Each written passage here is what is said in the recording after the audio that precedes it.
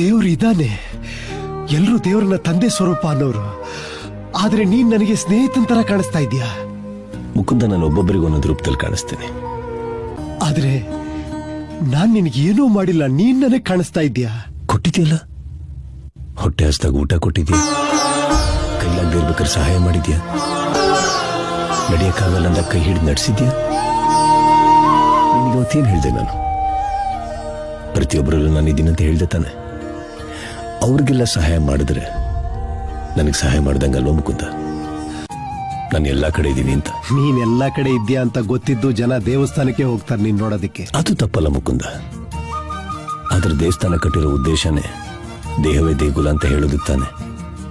But ಈ church, ದೇವಸ್ಥಾನ, ದರ್ಗಾ ಅಂತ ಕಟ್ತಾ ಆ ಮೂಲ ಉದ್ದೇಶನೇ ಮರ್ತ್ಬಿಟ್ರಲ್ಲ. ಮತ್ತೆ ಈ ತರ ಇರೋ ಧರ್ಮಗಳನ್ನೆಲ್ಲ ನೀನ್ ಕಿತ್ತಾಕ್ಬಿಡ್ಬೋದಲ್ವಾ? ಮುಕುಂದ, ನಾನ್ ಮಾಡಿದ್ದು ಬರೀ ಮನುಷ್ಯತ್ವದ ಧರ್ಮ, ಮಿಕ್ಕಿದ್ದೆಲ್ಲ ನೀವು ಮಾಡ್ಕೊಂಡಿದ್ದು.